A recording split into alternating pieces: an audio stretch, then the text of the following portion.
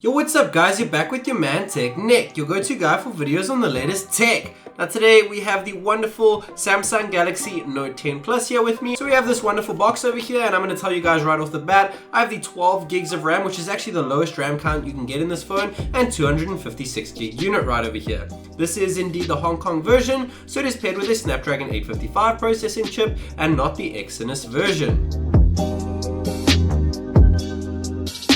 Samsung usually pair a hard case with the phone, but this time they paired a silicone case, which is kind of disappointing if you ask me. I really am a sucker for those hard back transparent cases. USB Type-C port to Type-C port. So we do have the option for reverse wireless power sharing, which is really awesome, but we also have the option for reverse wired power sharing too. So I have taken a look at the block over here, and though the Samsung Galaxy Note 10 Plus does indeed support 45 super fast charging for the first time ever for a Samsung device, we have extremely fast charging speeds. This phone is ridiculously expensive, but they only pair you with a 25 watt charging block in the box, which really sucks, so you have to cough up even more cash to get that 45 watt charger. Now just bear in mind that this phone does indeed come with a 4300 mAh battery, which is not their biggest since the Samsung Galaxy S10 5G came with a 4500 mAh battery. That's not the end of the world, and we shouldn't see too much of a difference in the battery department, but when it comes to charging, you're going to want that 45 watt super fast charging block to power up this mammoth of a battery. Here are the AKG earphones, and with a premium price tag of $1,100 starting price for the Samsung Galaxy Note 10 Plus model, you are expected to get a premium pair of buds. And with these premium pair of buds, you guys can clearly see that we are treated to a Type-C jack. And that is because the Note 10 Plus, for the first time in Samsung's history, has indeed ditched the headphone jack. Not exactly the right move to make, Samsung, but everyone seems to be going with the trend, so we'll forgive you for that one. The last thing that we have in the box over here is a little pin kit for the stylus pen. The Note 10 Plus does incorporate a pen with it, which is really awesome to see, just like they did with the previous Samsung Galaxy Note 9 series, and actually all the Note series for that matter. It still comes with Bluetooth, and this little pen toolkit does come in handy if you want to change the way your pen feels on the screen. Here is the phone itself, guys, the Samsung Galaxy Note 10 Plus. I must say I'm really digging this aura white look over here. It is nice, plain and simple, and very elegant if you ask me. Now speaking about the phone itself, let's go around the build and first start with a power on. So we're going to go and boot up the phone over here, and you'll notice that there is no power switch on the right hand side but only on the left. Thankfully Samsung have brought this down, unlike their Samsung Galaxy S10 range where it was pretty darn high at the top and really hard to reach for. While it powers on, we're going to go around the phone over here. It's nice and clean on the right side of the phone. At the top it is nice, neat and clean over here too, and we do have support for micro SD at the top here, as well as dual card support too. On the left we have the volume rocker, though I do prefer it to be split. It is nice, sturdy and clicky over here. I have noticed that the backs of the phone do round up quite a bit, just like the S10 5G, and a little less like last year's models. As I said before, we have the Bixby button and the power button combined into one here this year around.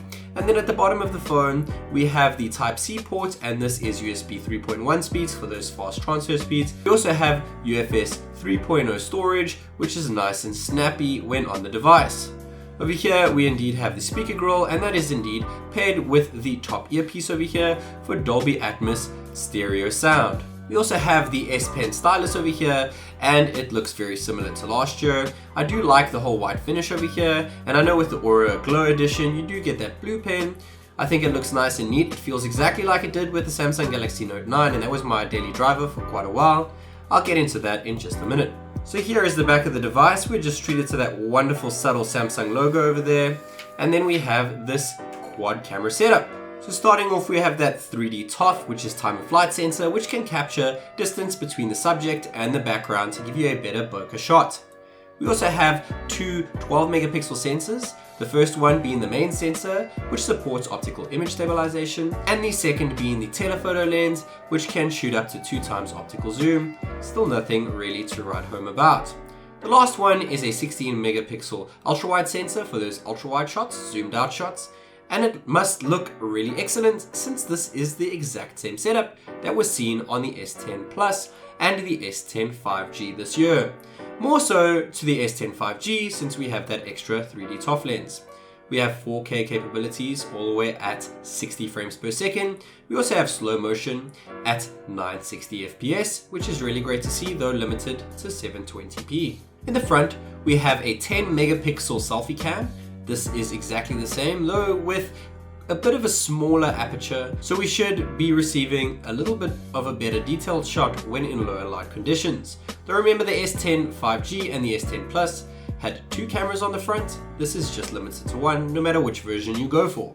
And the smaller brother, the regular Note 10, has a 6.3 inch display, where this has a wonderful 6.8 inch display. And if you are a Samsung Galaxy Note fan off the bat, you're gonna want that nice big display to use that stylus with. So I'm gonna go ahead and set up the device as best I can, and I'll see you guys on the other side. So I've booted into the phone now, and I must say, I don't think I have seen a phone with such minimal borders in my entire life. There are virtually no borders around the top and the sides of the phone. There is a slight chin at the bottom, but probably the smallest I have ever seen. And we have a QHD display here, which means that we have 1440p resolution on this phone, and we can drop that down to 1080p if we'd like to preserve some battery life. Now that little hole at the top looks a lot more discreet than the Samsung Galaxy S10 line. Because of that middle position over there, you don't really notice it much. I guess you could say it could have been a teardrop notch, but Samsung wants to oppose the ordinary and do something unique, and I must say they have definitely done it this time round. Now I have gone ahead and placed my fingerprint into the phone, so we're going to go ahead and test that out real quick, and it is indeed ultrasonic. I must say it is literally the quickest fingerprint sensor I've ever used on a phone. I don't even have to touch my finger on it for more than a millisecond and I'm in. I have also plugged in my face data, and though Samsungs have not been the snappiest, I'm actually pretty impressed with the Samsung Galaxy Note 10 and Note 10 Plus. Goes a lot snappier than any other Samsung device I've tested out, though not the fastest around that I have seen thus far. I just want to test out the camera capabilities with my little friend Groot over here. Now the first photo that I've taken has just been a standard shot over here, guys, and I think it looks absolutely stunning. All the colors pop, and there's really no reason for Samsung to have to change up their camera setup, especially since they have a winning formula off the bat. When we come to the ultra wide shot over here, I'm actually really impressed with it, and that is because it has a higher megapixel count than its little brother alongside it. When it comes to that 2x optical zoom, things look nice and neat, I must say, but you can see that things are a little bit washed out. I'd have to test this out more in the daytime. When it comes to the bokeh effect, it actually works surprisingly well. It is probably the most natural bokeh effect I've ever seen on a smartphone. The nice thing though is that we can actually use ultra-wide bokeh effect too. Many phones lack this, and Samsung does a great job at it. When it comes to the selfie department, we have the regular selfie, which is really nice, crisp and clear. Pretty much exactly the same as the Samsung Galaxy S10 5G and the S10 Plus, though we are lacking that extra 3D ToF lens, so we're not going to get as great bokeh effects, or so they say. But when it comes to the software department, taking a look at the bokeh effect, it actually looks pretty impressive. I was really shocked by the results of this, since it actually came out a little bit better than my S10 Plus. Now taking a look at ultra wide, guys, you actually still get ultra wide thanks to the great software of One UI. And Samsung have done a great job at it. The cool thing about it is that you can do ultra wide bokeh in the front too, and I'm really impressed with the results. Now before I let you guys go, it would be a shame for me to not mention the Samsung Galaxy Note 10's Plus best feature, and that is the wonderful, slightly refined Samsung Galaxy S Pen with the Note 10 and Note 10 Plus.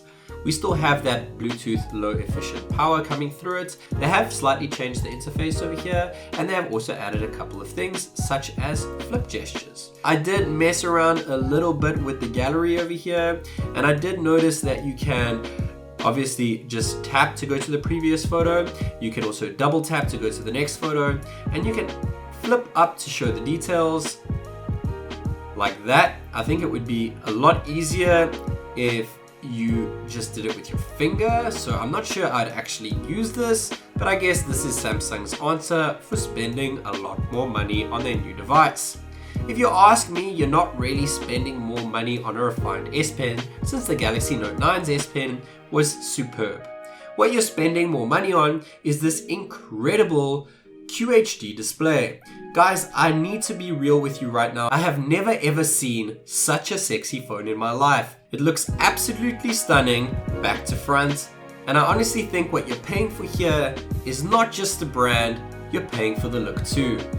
And honestly, the immersiveness you're gonna get with this phone. Whether it is gaming, watching a movie on Netflix, you're gonna get incredible sounding speakers, an amazing looking screen, and best of all, that brightness that no one else can get when viewing your phone outdoors, with over 1,000 nits of brightness coming from the S10, and this surpassing that even more. This is definitely going to be the display to beat in 2020.